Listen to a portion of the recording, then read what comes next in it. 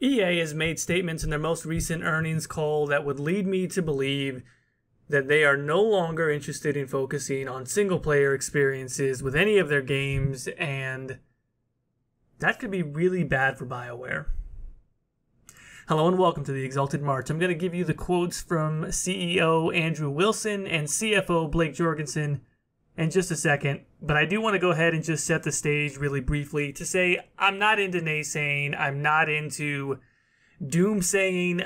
I generally try to be as balanced and as objective as I can any of the time that I come to talk to you about this stuff, but I do also believe in reading the writing that exists on the wall and to some extent taking EA at their word. So if they make very clear statements, which we'll get to what some of those statements were on the most recent earnings call, I also don't believe in trying to apologize for certain things or trying to backtrack what they said. They said what they said, and as soon as I heard it, I thought, that's not good. So, in the opening statement of the earnings call, CEO Andrew Wilson said the following. Now, to be clear, he was talking about Battlefield 5. So actually, before I even get to the quote, I just want to set the stage a little bit more and say that overall, the most recent fiscal quarter for EA was not strong. And that was the general message of the earnings call. In a year-over-year comparison with the same quarter from the prior fiscal year, net bookings down, revenue down, operating income, profit down. Not considerably. There are some other people out there sort of painting more of a doomsday type of scenario. It's really not that, but it is slightly down. And I'll mention a couple of other things that are pretty noteworthy about the results that they covered. I won't make this video an entire earnings call review. I'm probably going to do that in a separate video.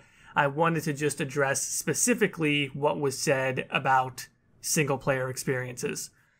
So in talking about the results that Battlefield 5 got, Andrew Wilson said, quote, "In addition, we also made the decision to prioritize other features, including a single-player experience at launch over a Battle Royale mode.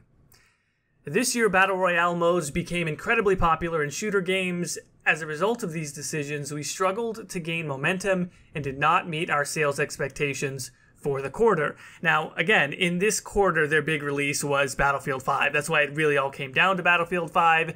Later on in the call, Blake Jorgensen, the chief financial officer for EA, shared that they sold 7.3 million units for Battlefield 5, and that is give or take about 1 million less than what their most recent guidance had projected. So if you're thinking 7.3 million is a lot, it is. By BioWare standards, that would probably be close to BioWare's best launch of any game. So 7.3 is quite a bit, but this was meant to really be the pillar of their quarter and a big piece of the year, to be quite honest.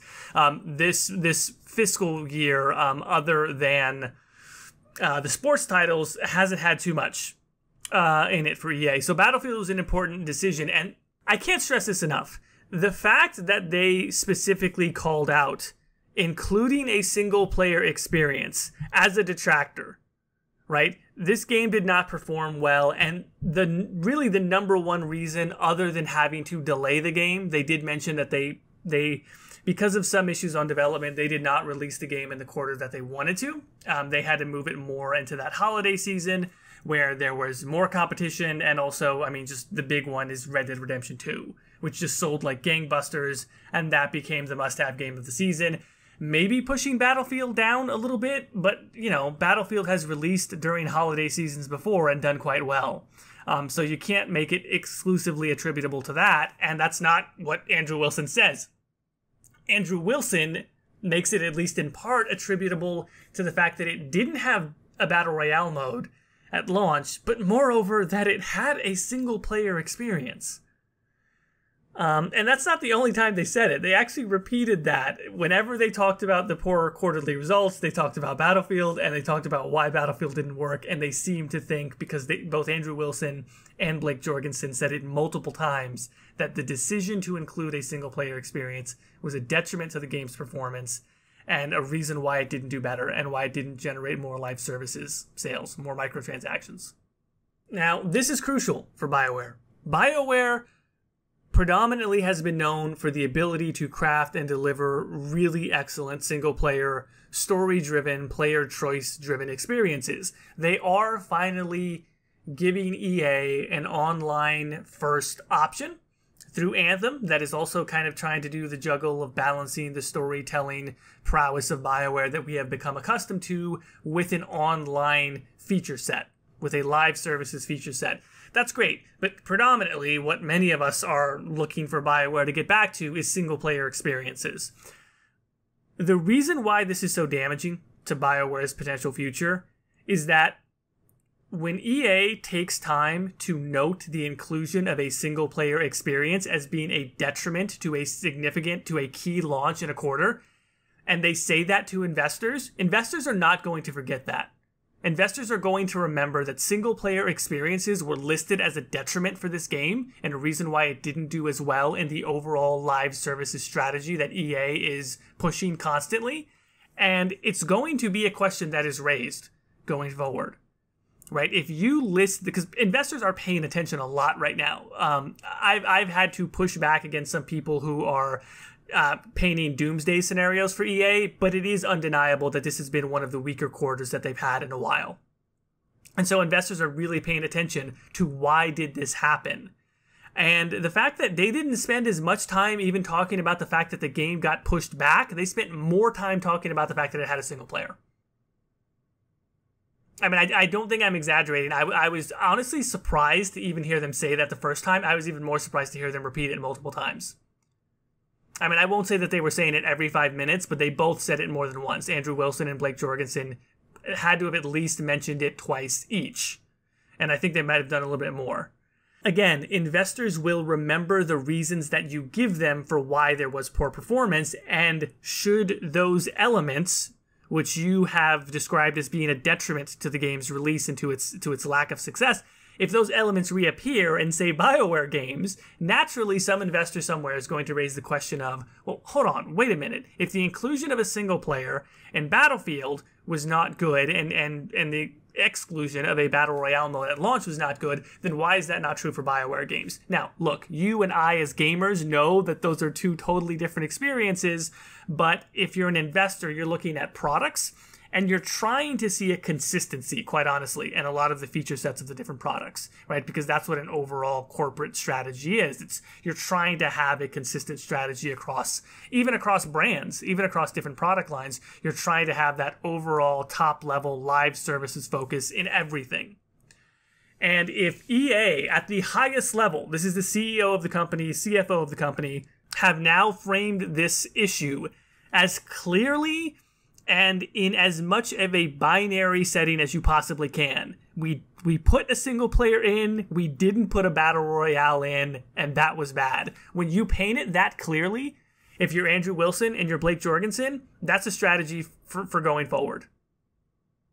Okay, there's no way that they say something like that without realizing what I'm saying right now, which is that going forward, we now have to be consistent with the fact that we have said, in a quarter that is a notably down quarter, when everyone is paying attention to what our diagnosis is for why this happened, they've now set the frame clearly. Include single player bad, not including Battle Royale bad. And then also, of course, they talk about the fact that Battlefield 5 has a Battle Royale mode coming out, because that is now how they're going to try and fix the problem. And when we talk about what they say on how they're going to fix the problem of not having as much earnings as they would have liked, let's go to another quote from Andrew Wilson. Andrew Wilson went on to say, quote, "While we are disappointed with the results, we understand where our challenges are, and we are deeply focused on applying the strength of our company to address them going forward." Again, there's no way to misread that. They described what the challenges were, right? They diagnosed what the problem was with the quarter, which was Battlefield 5 didn't do very well, and the reason why we think it didn't do well is because of single player, and because it didn't have Battle Royale.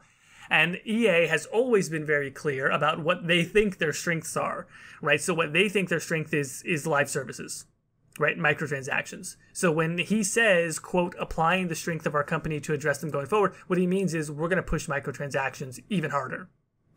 If you don't believe me, if that's not clear enough for you and you think I'm just reading too much into that, let's go to another quote. Much later on the call during the Q&A session, Blake Jorgensen, Chief Financial Officer of the company, was again sort of fielding a question about how to overcome some of the challenges that they saw with live services revenue in the most recent quarter. And he said, quote, "I think our approach is trying to double down on making sure we're building and delivering great content and great live services experiences across console, PC, and mobile." They're not being vague about this. They feel that the problem was not enough live services, not enough microtransactions, not as much of a push towards that.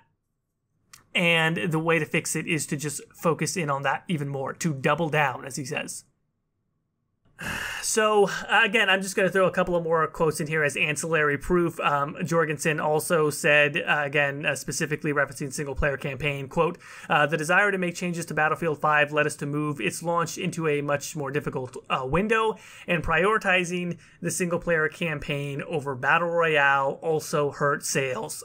It just does not get any more explicit than that. Prioritizing the single-player campaign over Battle Royale hurt sales. If you're a BioWare fan and you read stuff like this, again, I've tried to push back as much against just unwarranted naysaying and sort of ridiculous hitting the alarm button type of stuff. That sort of rhetoric I've always cautioned against. But this is an explicit statement by the executive leadership of EA saying, in a situation where we tried to put a single player in and prioritize that over Battle Royale, it backfired. A notably down quarter, in which everyone on the investment side is now looking to us and trying to figure out how do we never have this happen again. So I'm gonna go through a couple more quotes here to sort of paint the picture of what I think this means for BioWare going forward. So they fielded, they always field questions. They always have their Q&A session, and there were good questions about what does this mean for the future. So actually, let me separate out these two quotes from Blake Jorgensen. So before the Q&A portion, Andrew gives a statement, Blake gives a statement, and then they take questions. At the tail end, I believe, of Blake Jorgensen's statement, he did include a particular quote, which I'm going to read, which also, like, my ears pricked up immediately when I heard this. He said, quote, "Our experience this quarter has reset our expectations for growth this year and next. And that means we must make some hard choices about investments." Now, if that grabs your attention, it should. That means exactly what it sounds like it means. And notably, someone did ask during the Q&A session, one of the investors did ask Blake to clarify about that. What exactly do you mean by make some hard choices about investments? Where exactly are you looking to do that? Blake gave somewhat of a vague answer, but we can contextualize it and figure out what he actually means by it. So Blake Jorgensen, in response to that question about what they meant by make some hard choices about investments, said, quote, "So on the investment side, our view is we need to constantly be looking at the performance of all of our different lines of business, and where those lines aren't performing as well as we want, we are focused on making some changes." End quote. What he means is we're gonna close down some studios that aren't performing. That's what he means. And if you don't think that that's what he means, you should take a close look back at EA's history, because they have been known to do this. This is not something that they play around with. They are a firm believer in letting winners run, cutting losers short, and their definition of loser is very different than ours. It's not even necessarily about units sold. They've said on prior earnings calls that their real metric is live services revenue. And in the case of Battlefield 5, I mean, again, they are as clear as day. It didn't do as well on live services revenue because we included a single player and not Battle Royale instead. And so, a lot of BioWare's future at this point is going to come down to Anthem, actually more so than I have previously thought. Where EA is, where their goals are, where they're at right now, what they need in the next couple of quarters and in the next fiscal year, all signify that, especially because Battlefield struggled, Anthem really needs to do well. Sometimes BioWare has gotten the luxury of being able to fly under the radar because EA's overall results are so strong. I've said this many times before in the past. BioWare is not a huge part of EA's portfolio. Madden, FIFA, Star Wars are the big pillars for EA, and then after that it's Battlefield, and then after that you could actually say it might even be Titanfall. And then honestly, like if you include all their mobile stuff, I mean, they have so many different earnings streams that if a BioWare game like Mass Effect Andromeda doesn't do that well, the quarter that Mass Effect Andromeda launched in was a great quarter for EA. Why is that? Well, because they have a bunch of other different revenue streams. Andromeda not doing that well didn't even really matter. That's how strong EA's overall portfolio is. Again, I said I didn't want to turn this video into a total earnings call recap. I would just say that if you dive into this earnings call, you will see that that is not the case this time. When Anthem comes out, it's going to be very important to EA having a rebound in this quarter. So it's vitally important, and that means EA and the investors are going to have their eyes on it a lot more. They are projecting somewhere between 5 to 6 million units sold. That's fine. I think that's very doable for a BioWare release. That's about what Mass Effect 3 and Dragon Age Inquisition did. And so that's a good, strong BioWare release. I don't think that that's problematic for them. The real issue is, will it live up to live services expectations? Now, they have said that their expectations are tempered right now because it's a new IP and because they're not sure just how well the live services sales are going to do with this audience and with the new game. And so it's good that they're being a little bit more cautious on that, but more so than ever, a BioWare game is going to need to make live services revenue for EA. For looking at what statements were made on this call, I do not feel confident about EA's commitment to single player experiences going forward. Respawn has the Star Wars game coming out. That's a single player experience, but it's also licensed. It's Star Wars. It's going to be coming out towards the end of the year, from what I understand. That's going to be close to the movie window, so I don't think that's going to have any problems. You know, it's Star Wars. It's going to sell. But a Dragon Age game, I'm really, really interested. I'm really interested to know what EA is thinking of when they think of a fantasy setting single-player role-playing game that isn't inherently well suited to live services. Overall, we're going to have to wait and see. We don't know exactly how this is going to manifest for BioWare, but again, it's not an exaggeration to say that these are very, very clear statements from EA. In fact, I think these are the clearest statements on single player versus multiplayer versus live services versus battle royale, however you want to frame it. And these are the clearest statements that we've ever gotten from EA about essentially what all of us have been speculating and wondering on, which is, do they really give a crap about single player at all? This is the closest they've ever come to pretty much saying, yeah, that's not really where our game is. We're really focused on something else. So you just look at it practically. That means BioWare either has to shift all of their titles to have a significant live services focus, or maybe they don't make single player games, or maybe BioWare's just not a part of EA's future. I don't know. That all being said, you have to take the statements for what they are, but also we're going to have to wait and see to see exactly how this manifests later on. I will probably have a separate video talking specifically about the earnings call, or rather more broadly about the earnings call, and hopefully that'll be out shortly. Thank you all for listening. Thank you for watching, and this has been The Exalted March.